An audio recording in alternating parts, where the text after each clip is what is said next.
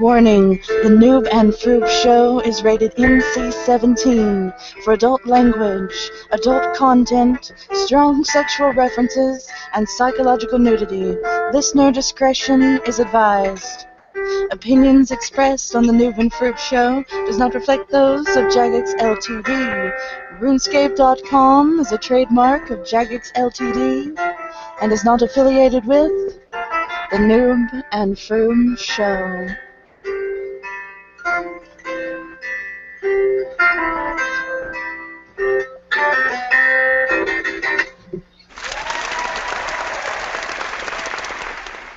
That was amazing. Thank you. Thank you. I want to let everyone know that was not a recording. She was playing it and talking at the same time. That takes talent, ladies and gentlemen. That takes a lot of talent. I thought I was not going to make it. Oh well. Oh well.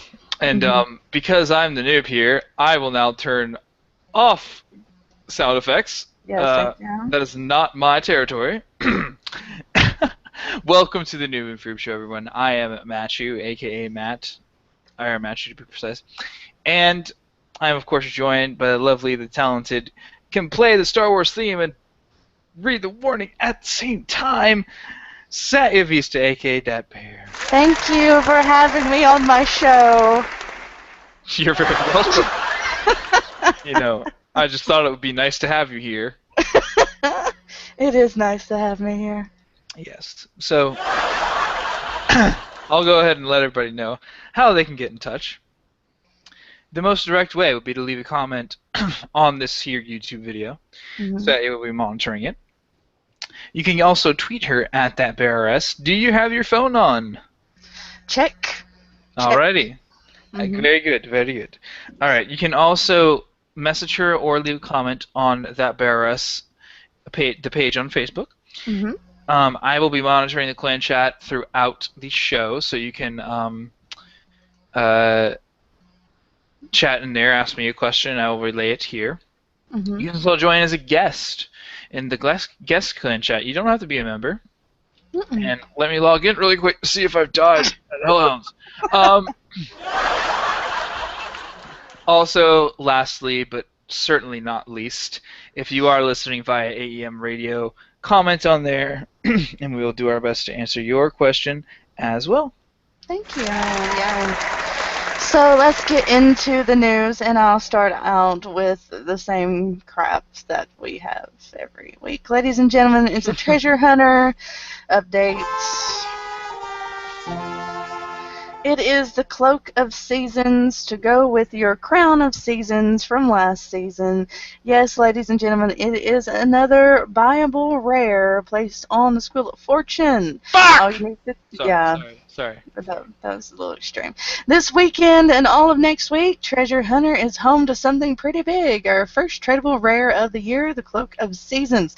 There are 4 separate cloaks to create that. When combined, will create the ultimate Cloak of Seasons, which will boast awesome particle effects. Combine 600 Flourishing Seeds to create the Cloak of Spring, 600 Lush Blossoms to create the Cloak of Summer, the Cloak of Autumn, you'll need 600 Fallen Leaves, and the Cloak of Winter will require 600 Charred Branches. Once you have all of the following, you will visit Lady Nia just south of Varrock near the bridge right below the guild there, and she will transform them into your tradable Cloak of Seasons. Right now it has a street value of roughly 20 million GP, and it is hideous. So let me get this straight.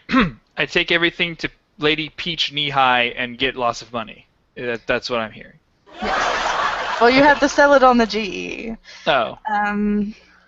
If you don't want the cloak, perhaps, maybe you want to take all your weeds to her, and she'll give you some bonus XP in the skills that they supposedly go with. Cloak of Spring is Herblore, Cloak of Summer, Woodcutting, blah, blah, blah, blah, blah. You don't get very much bonus XP for this. You're better off just trading it in for the GP on the wheel.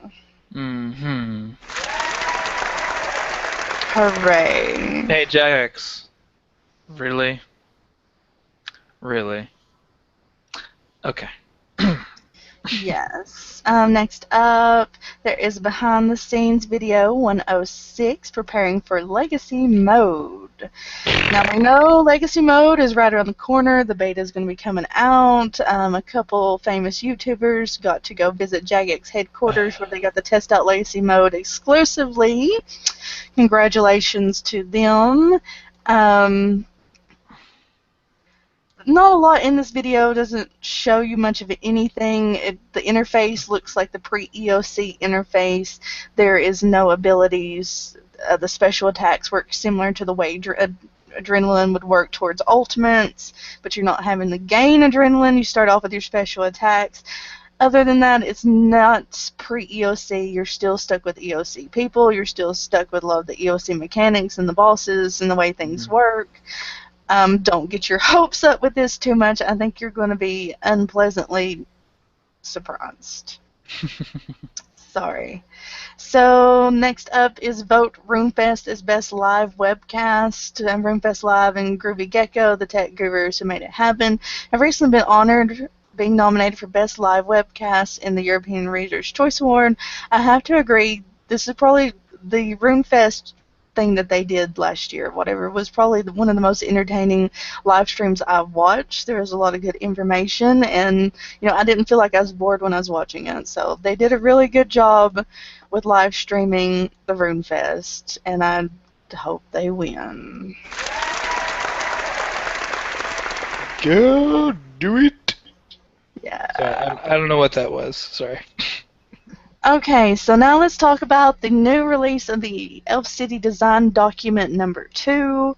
And then we'll talk about the podcast that came out after it, where things always change during the podcast. In this document, they put together a brief about the Lorworth and the Cardarn clans who will feature in the initial release of the Elf City. It outlines plans for the Max Guild and some other things like that. I'm going to open this up. I could probably screen share it if anybody would like to look at it for some reason.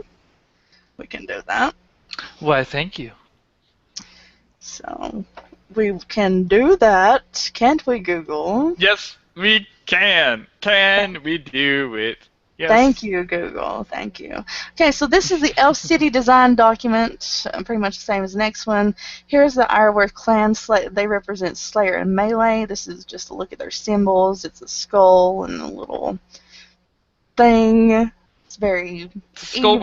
It's a skull wearing an Abe Lincoln hat. Ah, yes, and if I had access to my sound effects, I'd make it laugh for you right now. Anyway, the middle circle, this is just a quick look at what their area of the city is going to look like. It's just basic 3D. There's not a lot of texture going on here yet. This, of course, is not the final by any means. Let's talk about something that excites me. It is the final Slayer Master, requiring a combat level 175 and a Slayer level of 85. The Elf Slayer Master, Morvan. We'll just call him Mori. Stands by a staircase lift down to the basement of the crater where the Slayer dungeon resides. Thematically, the Slayer Master likes to watch people fighting creatures, observing their different styles. Cyrodiil supplies him with beasts for his dungeon, making them a connoisseur and collector. The Slayer Master requires combat level 175 and Slayer level of 85. The Slayer Master's list of Slayer targets will be taken from Cyrodiil's target with roughly 20% more monsters per task. So I'm thinking of some of the big tasks, like 255 Abyssal Demons, 255, 20% more, so that would be like 275 to 300 roughly. Correct. Oh boy. Here's just a quick list of creatures. It's, like I said, most the same as what Cyrodiil gives. Aberrant Spectres, Abyssal Demons, Arids, Aquanites, Avenzis, Black Dragons, Black Demons, Bloodvelds, Blue Dragons, Chris Automatons, Dark Beasts, Desert Strikeworms, Elf City Elves. This one is kind of new because we don't get a lot of elf tasks from Cyrodiil.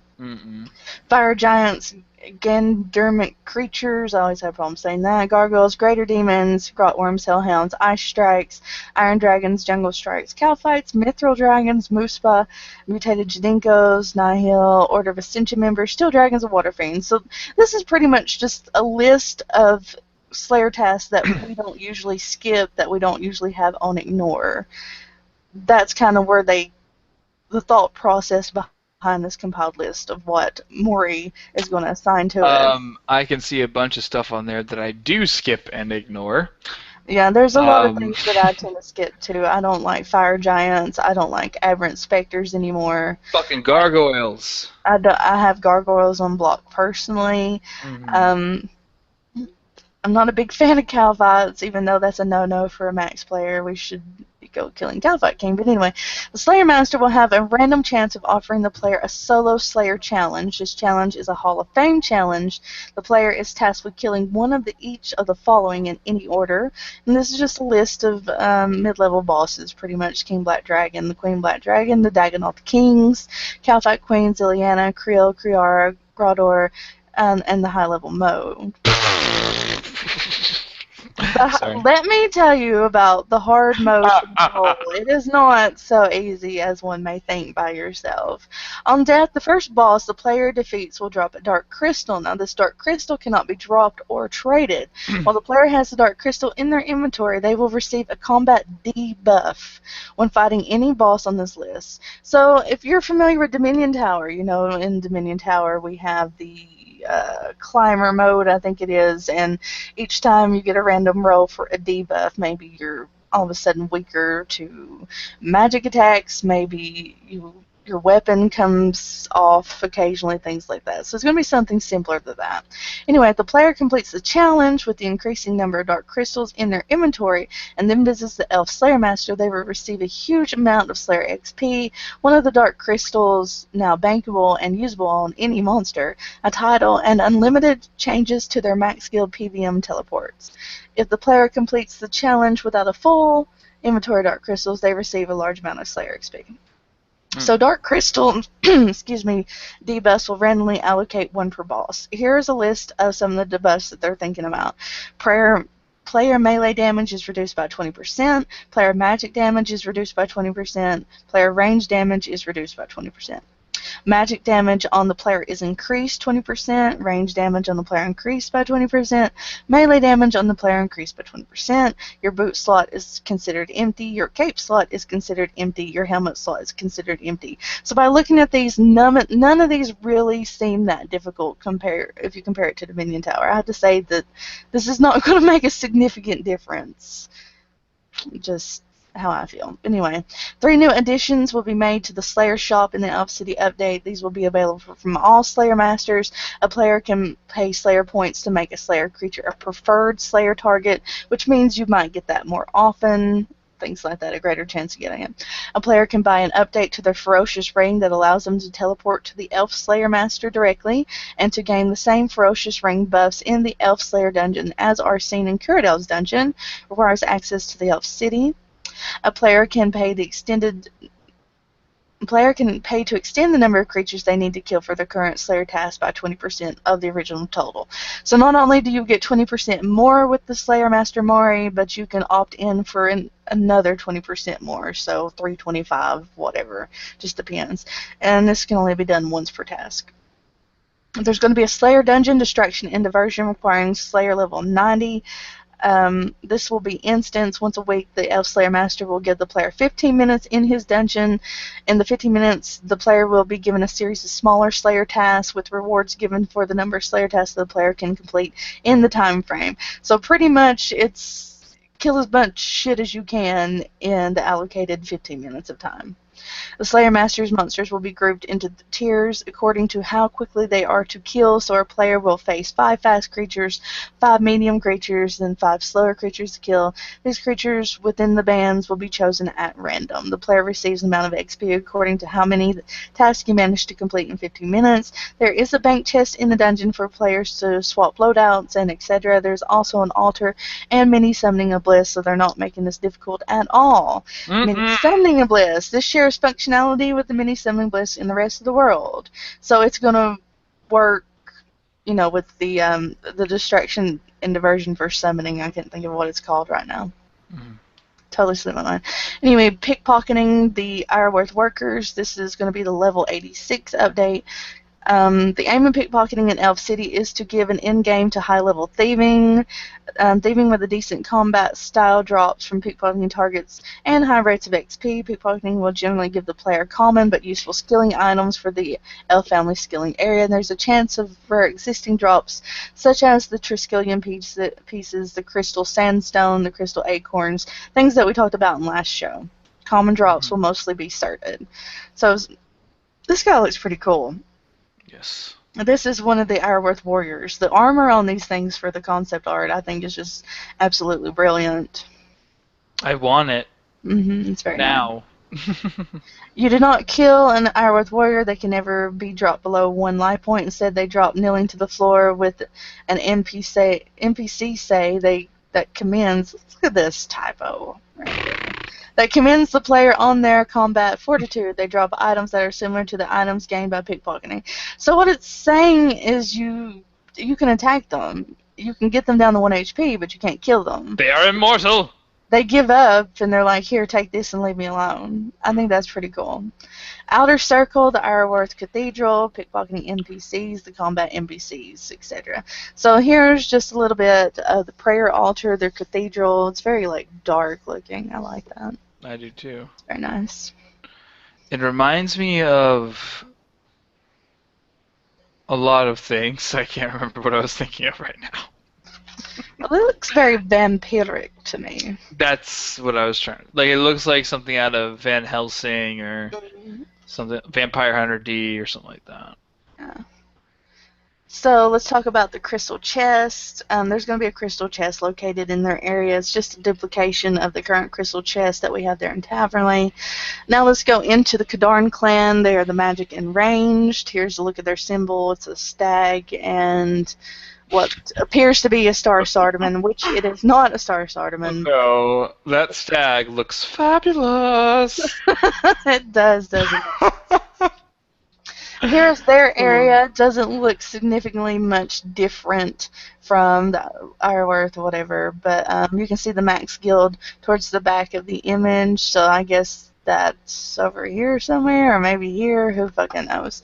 They'll also have, NPCs to pickpocket, and here is a look at the crystal weaponry. This is the shield right here. We already have the shield in game. Of course, it's going to have a new look.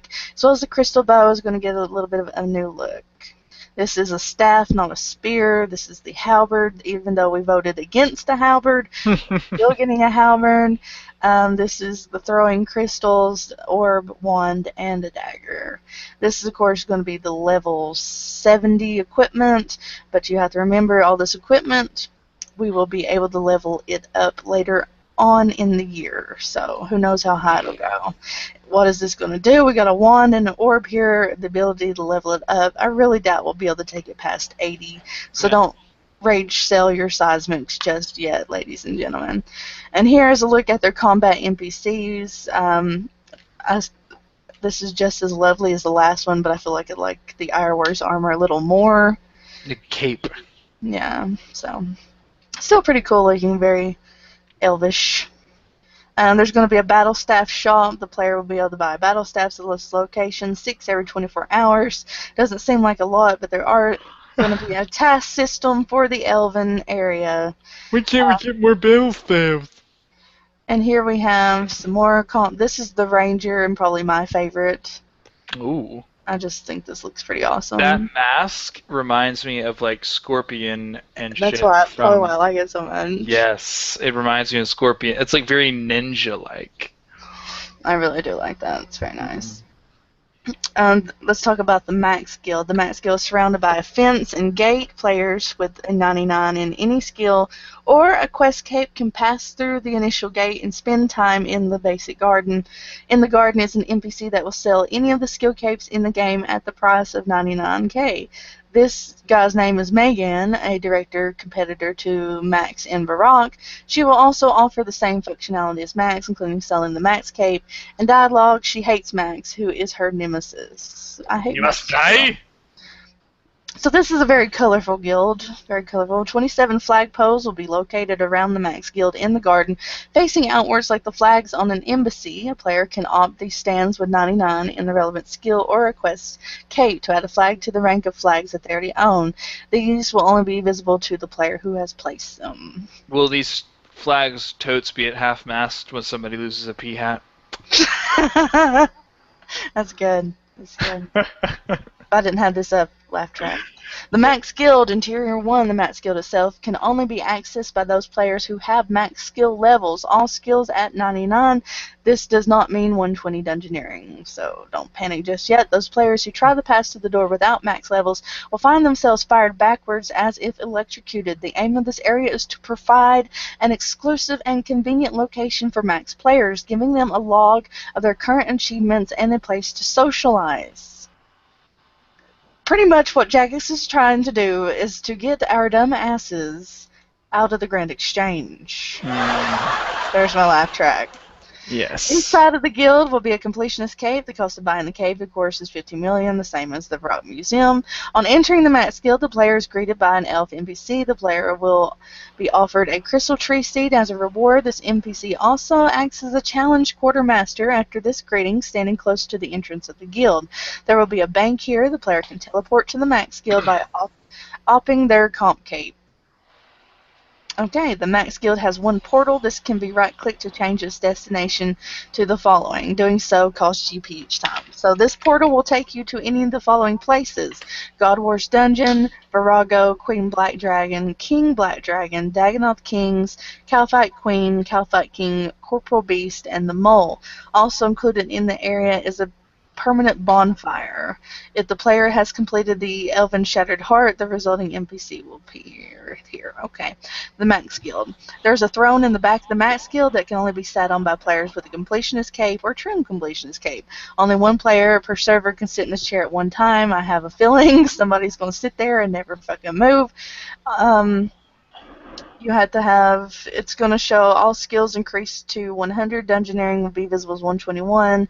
On stepping off the throne, the stats increase or immediately removed. People are going to be saying, go to the Wildy, we'll fight over the chair, and some noob will sit in the chair. Yeah. So. There's going to be a flax field, a spinning wheel, and that is the end of our document. Pretty interesting stuff. Copyright 1999 and 2014 Atticus LTD. Yes. So after this, of course, there was a podcast, and usually in the podcast they go back in, they change some things. We, of course, listened to this together. Let me just give a quick rundown to the podcast, and then I'll let you do some news talking. Yay! Podcast Elf City Design Part 2. This week's podcast is the second part of the Elf City Design series, all about the Cardian, range and mage people, the Ironworth, Lyreworth, whatever, the Slayer melee people. Mod Osborne, Rowley, and Raven return with Mod Mathy, whatever, to talk about Matted hair. Mod matted hair. Yes, Matt. So what did you learn from this podcast? Alright, so I learned that for the Slayer list, Celestials will be added. Minimum. Oh, did you want me to go through my notes entirely, or did you want me to just in general? You're so bad at this. I'm sorry. Well, this is the first time I've taken notes on anything other than the patch notes, which I just copy and paste. So what we got to hear is a wonderful conversation between these three middle-aged men trying to make jokes that weren't funny. Absolutely. But what you really need to know is that they'll be adding celestial dragons to the list of Slayer creatures from Slayer Master Mori. Anything new that gets added to Cyrodiil will go straight to Slayer Master Mori. Absolutely. That includes the fact that in the future, Glasscore's TDs are highly likely to be a new permanent Slayer task. Okay? There's going to be a high-level portal within the Max Guild, which can take you to the high-level RuneSpan area. There's going to be something extra special for those of you with the Trim Completionist Cape, all 5 of you. Ooh. They're thinking about doing something with some super flax. They didn't go into a lot of detail with this, and you continue on from my list. All right. The possibility of something other than Slayer XP for max players was presented for the Slayer distraction diversion. Mod Osborne says that supposedly there's going to be more creatures coming for Slayer. We shall see. We shall hope. We shall hope and see. The mods specified that Kadan is really... I think they said Kadan was more toward the crystal weaponry. Mm-hmm. For Kadan, they also said that possibly you will get boosts to magic. And I think they mentioned something about a special spellbook. Right. As we know from some of the earlier information that after the Fate of the Gods quest, we learned that Serene is actually going to have her own prayer and spellbook that will be kind of aligned with skilling itself, not so much combat. And they're saying that we'll probably get it from the Kadarn, whatever the fuck family you want to call them, is where that will be coming from. So that's what they kind of alluded to within a little podcast here. Mm-hmm. And also they mentioned something about Dragonstone jewelry. Right. As we know, the Dragonstone jewelry, such as the Ring of Wealth, the Amulet of Glory, the Dragonstone necklace, all that has to be charged at the Heroes and Legends Guild currently, or with the Geyser familiar. Within the Elf City, you'll be able to take that there and charge it, or possibly even maybe a spell to do it. So that should cut down some time. I'm one of those people, if my Ring of Wealth loses charges, I drop it, because I have a stack of them. So this is not significant for me. That's the same thing. She taught me well, people. She taught me well. Sell it, buy another one, or just drop it and use another one. So it's not a big deal for me, but some of you, there might be. They're talking about putting a loom in there. They said only one person had requested a loom, but that guy gets his freaking loom. So congratulations. There's what everyone got. Power to the plate. Power to the player. Also, people are bitching that Jagex is revealing too much about future content. Mod Osborne tried to say, "Oh, well, this is only for the Elf City. We're just excited about the Elf City. We have a boner about the Elf City, so that's why we're revealing so much." Is what I got from that. Well, he's stating, they're revealing so much about the Elf City because it was the player's choice of what they they got rid of Inventor to work on the Elf City. We begged for this, we cried for this, and we finally got it. So they feel like if they don't keep us up to date constantly, we're just going to lose interest, we're going to lose faith in the fact that they're going to finish this massive project. So that's really why they're doing it, is to appease us, buy themselves some time.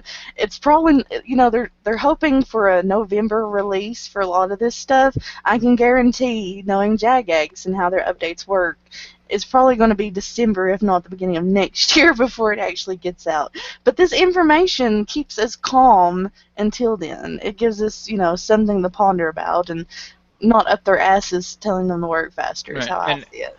And also, on a more serious note, I was joking before, the people who are complaining that they're revealing too much are probably the same people who are crying, "Oh, Elf City, we want Elf City," and then you're like, "Oh, you want Elf City so much, but now you're complaining because you wanted it." It's like, "Oh, they're revealing too much information."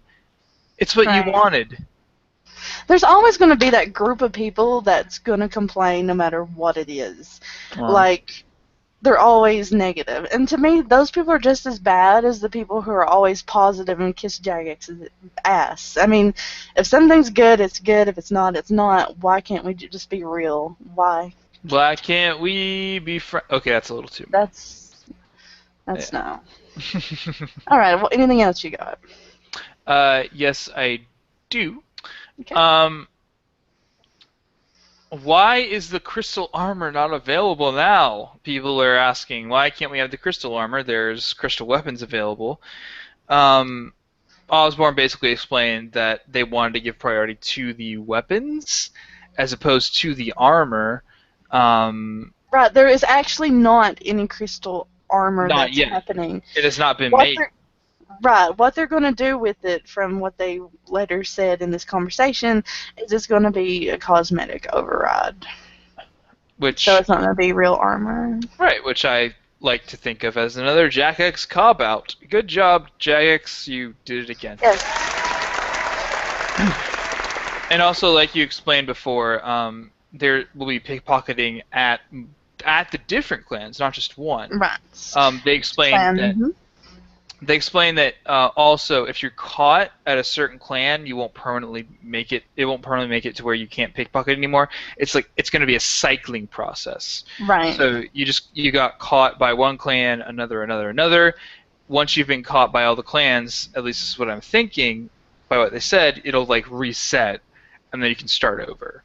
Well, what they mentioned was there's going to be like a 20-minute cooldown period in between. So by the time you've cycled through, I think they said 4 of these clans, you can actually backtrack and go back to the original if you want to. I'm not sure. I didn't read anywhere that if each clan NPC that you can pickpocket from gets something different, which most likely whatever you pickpocket as reward from these are going to be based on what the clan represents. So you may get some Slayer stuff from the Ironworth, you may get some Mage and Range stuff from the Kadon or whatever, which I just assume that's how that would work. Yeah, and then finally, they said something about crystal chests, about giving elven-themed drops so that players have a choice from the traditional crystal chests that we currently have. Right, that's going to include the crystal acorn for the new crystal tree. That's going to be a daily distraction.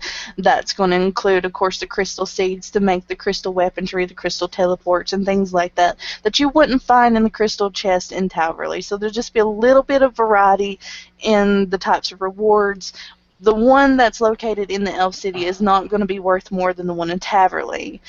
It's still going to give you a Dragonstone. It's still going to give you a base amount of extra rewards. So it's not going to be a matter of, if I get this key, I have to go to the Elf City to get the best reward. No, it leaves it up to you as just a personal preference. Because a lot of the Elf City stuff, you know, the teleports and things like that might not be tradable or whatever. So, yes. All right, it's the top of the hour. Let's go ahead and cut to commercial break, if you don't mind. Ladies and gentlemen, it's time for Matt's commercial break. Take it away, Matthew. My name is... I just completely froze. What am I trying to think here? I'm sorry. Okay, there we go. I got it again. Ooh-wah. My name is Al Pacino. Ooh-wah.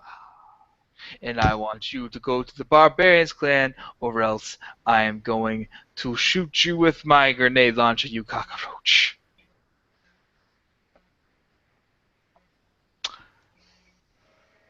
Go to the Barbarians clan. I'm sorry. I didn't think of anything before. You know what? Fuck it. Go to the clan. You know, join us. We're nice people. What else do you want? We're nice people. You can join us. You can join the clan. You can get tons of free XP.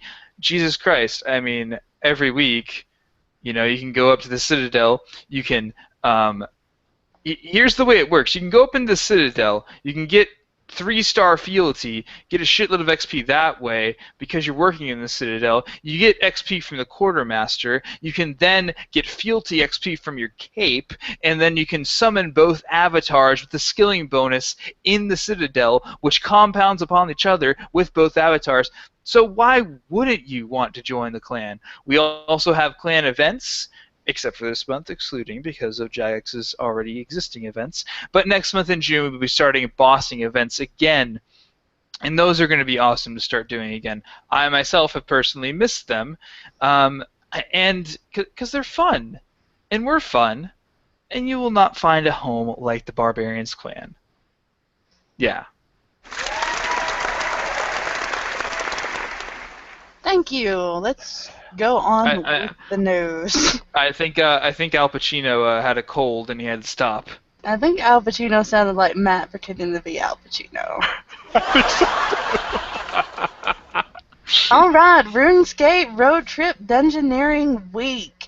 not to be confused with weekend. A lot of people Nope. were very confused that there was nothing going on this weekend. It actually starts Monday. That is the double tokens from Dungeoneering and in Sinkholes, plus the 50% base extra XP for Sinkholes, combined with a huge big batch of Dungeoneering updates from the Ninja team coming on Tuesday. This is an excellent week to be, grabbing all those points. We know there's going to be the new spear. We're going to take the Zamrak spear and the Ten Claws and make the chaotic spear. We're going to there's new slew of necklaces and some new pets, some ways to skip floors with your tokens. A lot of wonderful things going on this week with Dungeoneering.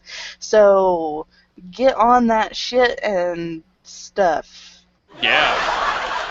Basically, it did not start until the week because Maud Moltaire needed to fix his hair to make sure it kept him looking like a John Lennon clone.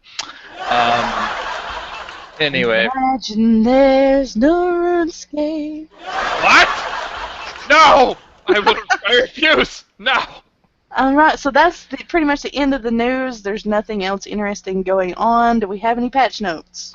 We have a shitload of patch notes. We have a shitload of patch notes. Pick out the important ones, please. No stolen hearts. No, absolutely not. Graphical. The lesser demon flesh mask override no longer removes beards. For those of you who like beard. Okay, Jadix, why are you talking about things that remove beards? I'm sick of this retard, whoever it is, the putting in things that don't matter, or the other one who can't do grammar for shit. Okay. Players can no longer turn invisible by using magical or enchanted eggs with certain emotes. The smithing animation now displays correctly when using a sacred clay or golden hammer. The rest of the graphical updates can go fuck themselves because they don't matter. Skills D&D using minigames. Defense XP rewards from court cases no longer give attack experience. Eucalyptus logs can no longer be taken to Castle Wars, an issue where some players had a zoomed-in camera during the Conquest minigame, and that allowed players to zoom in and out during using the mouse wheel. That Conquest page up, page down functionality has been fixed. Broke for ages. Well, supposedly it's fixed now. Yep. That one doesn't matter. Next. Some text on the Cabbage Face Punch Bonanza abilities interface has been changed to be more accurate for those of you who didn't give a fuck about Cabbage Face Punch. Players can no longer drag and drop minigame items whilst in Soul Wars and Barbarian Assault. Quest challenges and Quest challenges and achievements. Players can now rewatch the memories after completing the Rune Memories quests. Players can now switch to their order color without retaking the Rune Guardians test after Rune Memories. Okay, they've moved from one signature hero quest, being Stolen Hearts, to another, Rune Memories. So they've moved from Ozon to Ariane, the slut of RuneScape. Yeah. Actually, no. Correction.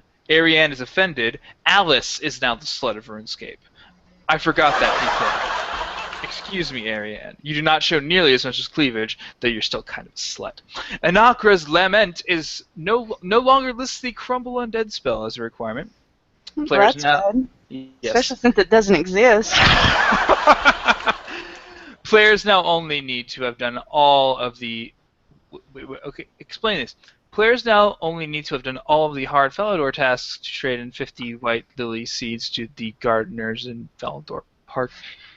Okay, sometimes as rewards, you know how you kill the mole, you get the mole foreskin, as I call it. Sometimes the gardener gives you some white seeds.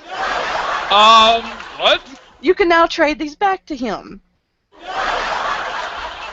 So basically you're snowballing the gardener. Yeah. Damn. Somebody's got to trim the bushes. Aha! We're on a roll. Let's continue with the patch notes, so we'll be doing this. Yeah. The Fairy Ring interface has been updated and improved, including... And looks wonderful. Very much so. It looks like an actual fairy ring instead of a shitload of stones. It gives you a nice list of all your locations. You can move those locations to your favorites so you don't have to navigate up and down the list trying to find things. That's probably the best update of the year. Here.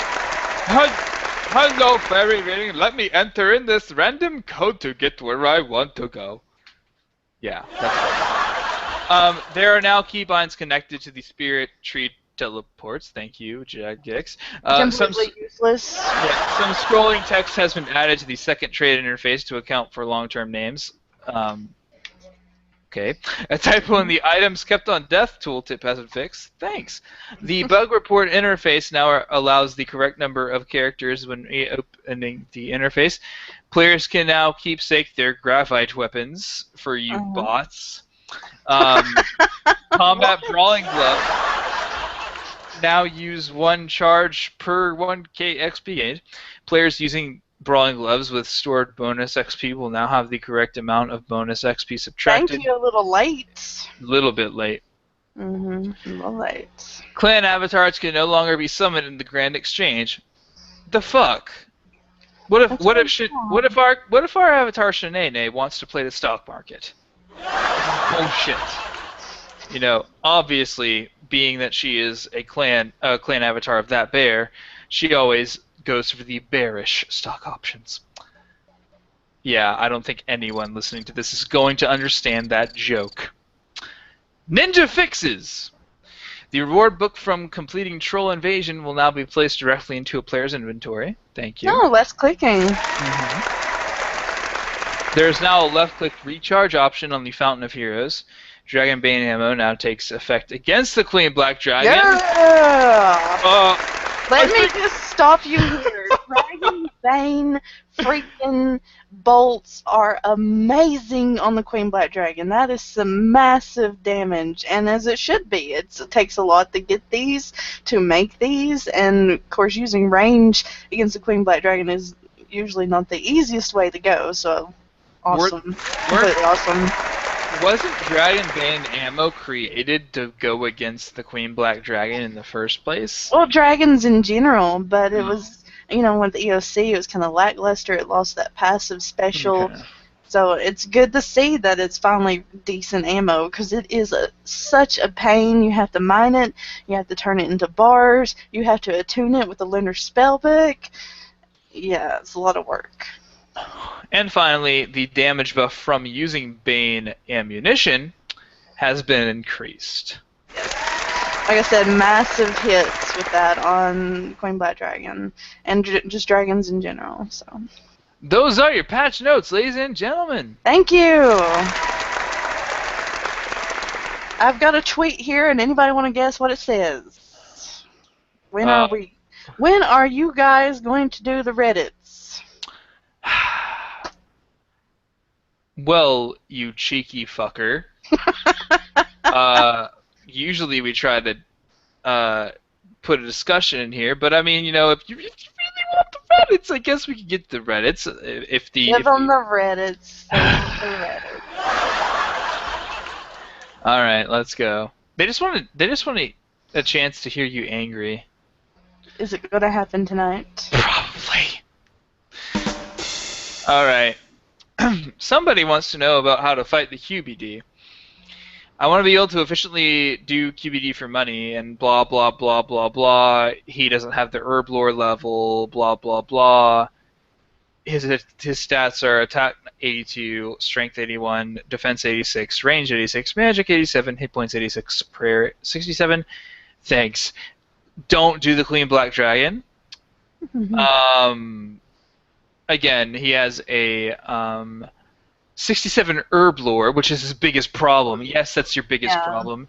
Don't do the Queen Black Dragon. You don't need to be focusing on the Queen Black Dragon. Right. It's really, unfortunately, not very effective to do the Queen Black Dragon if you do not have the super anti-fires. It's going to take you a lot longer. You're just not going to have the DPS that you need from a one-handed or dual-wielding setup. Unfortunately, a shield is just going to significantly hold you back. Several minutes per kill, that's going to cut down how much money you make per hour. There's better options for you if you just refuse to get the herb lore level. I'm sorry to say, but pass it up. Alright. Is Virtus Wand worth it? I currently use an Abyssal Wand plus Orb combination. Is it worth the money to upgrade to Virtus? See, the Abyssal setup, of course, is level 75. Virtus is level 80. Virtus 1 is about 80 mil. The Virtus book is about 30 mil. That's 110 mil for a set versus the 8 mil for the level 75 equipment. Are you going to notice a significant change in DPS? It may speed up your killing time a little bit, but if you're looking at the cost effectiveness of Virtus, I don't think it's worth it. Personally, I sold my Virtus when the Abyssal Wand and Orb came out. I stick with the staff. I think getting a chaotic staff, which is completely and utterly free, works way better than the Virtus Wand and book. Of course, you don't have the option to use a shield, but shields are pretty shitty right now unless you're doing some voking for the Caliphate King, and if you're worried about, Virtus versus Abyssal and money and things like that, you're probably not doing Caliphate King. So my honest opinion, don't worry about the Virtus stuff. Alright. How should I be laying out my action bar on Revolution? I use 2 hand weapons. And when I farm, I just use the 6 basic abilities with Revolution turned on. I think when he means farm, he means grind. But I feel like I should have a few of the over 50% adrenaline abilities on the front of my action bar so that they automatically get used as soon as they are available. Should I be doing this? My personal tip is to not use Revolution because it's for lazy fuckers. But what's your advice, Sally? It's not going to make me angry. He said he was using a 2-hand. Is that what he said? Really, the best option for a 2-hand is Assault. Of course, it can be used with just about anything. That's probably the best melee threshold we got is Assault. The other one's not that great. So just stick that one on there. I would stick Overpower on there. Of course, that is an ultimate, but it does some pretty nifty damage. Maybe put Berserk on there. If you're killing some low-level things that don't do a lot of damage to you, use Berserk. That's going to speed up your kills significantly with using your basics during Revolution. So, yeah, this is a really depressing topic. But, yeah. Next is a ninja request. Oh, boy. Yes, banks should cure poison as well as healing the player. In other words, whenever you walk into a bank, your poison should be cured if you have been poisoned by one of the monsters that actually poison you. And you should heal while in a bank. And I think this is, I don't know about on the show, but I've heard this topic mentioned before, that if you're in a bank, it should heal you. I believe other MMOs have this feature. The life points are healed on most banks in RuneScape. There's a few bank boxes that don't. As far as the poison, if we start healing poison without the need for anti-poisons, I guess that's not a big of a deal. Not a lot of people train Herblore with anti-poisons. If you are training Herblore with anti-poisons, you shouldn't be anyway. So, I don't see it as something that's going to hurt the economy or the game, but I don't see it as something that they should be focusing their time on either. One easy way, and this has been a glitch that's been in the game forever, to get rid of anti-poison is to teleport to your house. As soon as you get to your house, leave the portal, and there your poison's cured. So just do that. Yes. Do it now. All right. A little bit of a serious thing here.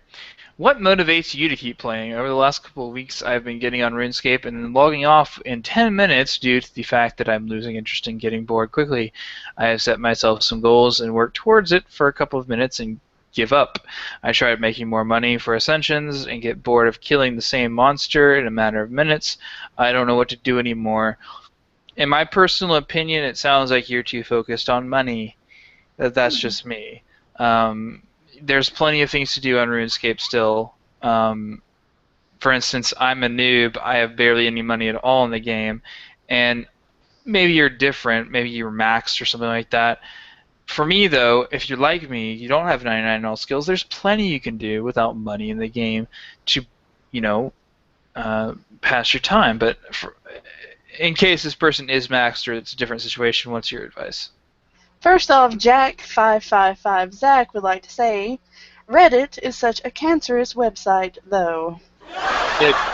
It really is, and you'll know that by the next topic I share, which will probably make Satya mad for all you who want it. But so anyway. The question is, what keeps my interest in RuneScape from a max player's perspective? Mm-hmm. The most obvious answer is the XP grind. Once you're maxed, the game's not over. Mm-mm. Once you get trim completion escape, guess what? The game's not over either. Mm-mm. But that probably doesn't sound like a lot of fun. There's a lot of different options. Have you ever thought about starting your own clan, building up your own clan? That takes a lot of my time. That takes a lot of focus. That's something that keeps me occupied. Have you thought about getting into video making, into live streaming? There's a lot of options there. Of course, the money thing is another common one, trying to get as much money as you can, trying to get the current in-game items, and weapons, and things like that. Of course, that's an option. But if you're sitting here and you're really thinking about this, you've lost interest, there's nothing you can personally come up with, then maybe it's time for you to take just a little bit of a vacation from RuneScape. And once you're gone for a week or two, come back refreshed, and there'll be a slew of new updates to confuse you. Go take the weekend off. Yeah, take the weekend off. Go to the beach on Memorial Day, frolic in the sand. And then come back and then realize, oh fuck. And plus next week's double dungeoneering tokens. Yes, that's what I was trying to remember. Double dungeoneering tokens, 50% is 50% XP boost for sinkholes. Mm-hmm. So yeah, come back and do that, especially if you're like Satya and I, and you fucking hate dungeoneering and you want to use that as a way to numb the pain. All right, finally. And I really think this is going to make Satya angry. I really hope it does. I mentioned it to her earlier, so she should be familiar with the concept already. Okay. Alright, so you know how we have XP on RuneScape? And we do shit, and that's kind of a vital part of RuneScape. We gotta get XP, we gotta get levels. Well, I frequent the RuneScape Reddit every Saturday afternoon, looking up stuff for the show. Well, evidently, for these hardcore junkies, getting XP on the game itself is simply not enough. This gentleman who posted this, his name is Will Ate Your Face. Oh my god. Wants a little something out of when you upvote on the RuneScape Reddit. Simply having a +1 on it for another person, no, that's not enough. You know, that helps them. It benefits them. It doesn't benefit you. You know? He wants it to where when you upvote on the RuneScape Reddit on anything, your own, somebody else's, and this post itself has 833 upvotes. You should get XP on the RuneScape Reddit for when you upvote. Yes. So every single time you upvote, you get some XP. Let me just say, this cancerous motherfucker is exactly what's wrong with society. People think that every little fucking thing they do, they should get some reward for it. This is exactly why we get stupid XP for putting water in a vial on RuneScape. Because people can't just do something and have the satisfaction that they've done it. They have to have some kind of monetary reward, some kind of counter system that tells them how many times they've done some redundant fucking shit, and they gotta show it to the whole world. Guess what, world? I've done more redundant fucking shit than you have. That is the most ridiculous thing I've ever heard of. XP on a Reddit. So what happens? You get a fucking 99 cape when you get 13 point whatever fucking million upvotes? Yeah, totally. Get a fucking life. Yeah, get it. God. I win. She got mad, guys. But yeah, this guy has been wanting to do this, and it's it's sad because when you go down, there's even more shit. I can imagine there's a lot of people behind this dumb ass shit. Yeah, like I said, there's for the main post, what I'd like to see from an upvote, getting XP, it was a picture attached, and it's like, oh, he like went into Photoshop, and whenever oh, there's a 1 XP thing above the up arrow when I clicked it. Oh, there's 833 upvotes on this. 833 people want this, which alone is sad. And it's funny, silly things ensued, like random shit was commented, like, any plans on updating the 2007 Scape banner? It's getting a bit old. Are you serious? Yeah. It's supposed to be nostalgia-scape. It's supposed to look exactly like it did in 2007. Um, um,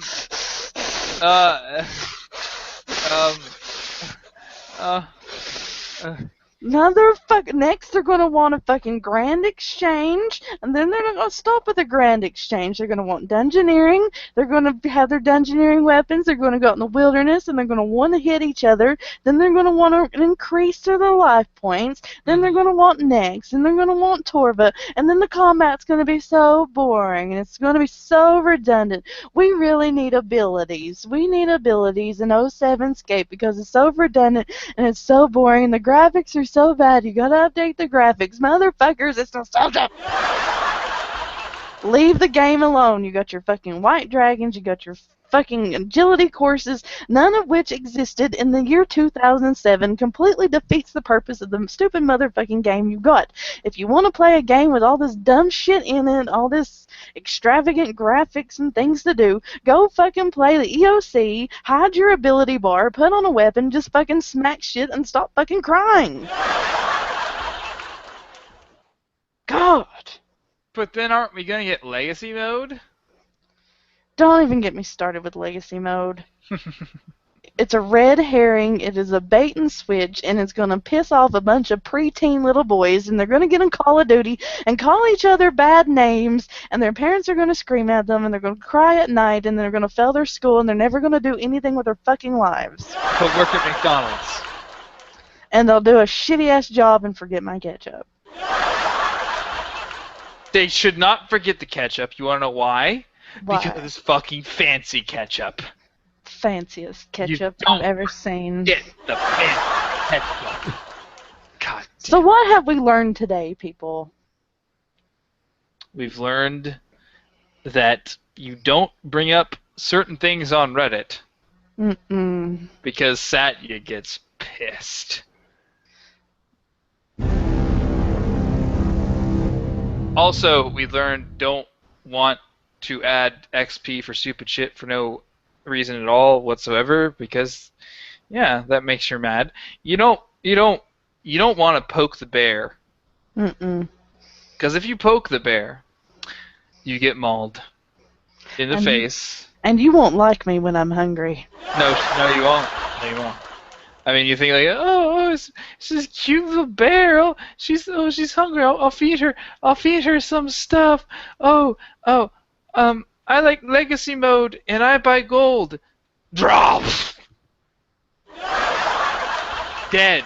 You just got mauled in the fucking face. In the face. Which is funny, because I'd like to tell a little story. Last night, I got my 99 attack cape. So I go and buy the cape, and you know I'm a humble guy. I don't like announce on anything like, you know, oh, I got 99 this, or I mean, you know, people see it if they have broadcast on, I'm sure, but I don't like to be like, oh, I got this level. Anyway, I go to the GE today and show Satya my max cape. What the fuck am I saying? 99 attack cape, and she's like, "Oh, grats!" And I'm like, "So I can totes fight you in the wildy now, right?" She's like, "You'll die, and you know this." And I'm like, "But I can punch fire, which is the finishing move on the attack cape." and she said, "Fire does not beat bear," or something to that effect. Or bear does not know this fire. Fire is not same as bear. Yes, thank you. And I said, "Shit, I did not calculate this."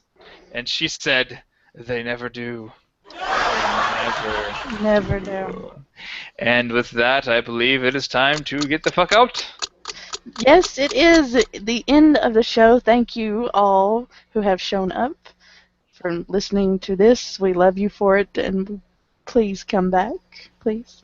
We'll be here again next Saturday, same place, same time. First, let's thank all of our wonderful sponsors, Gamer Girl Radio over at Blogcast, AEM Radio for the Simulcast, the Barbarians Clan, Jagex for not suing us, and our partners over at Awesomeness TV. I have been Satya, aka That Bear. And I have been Matthew, aka Matt. And we love you, and good night, and mwah, bye!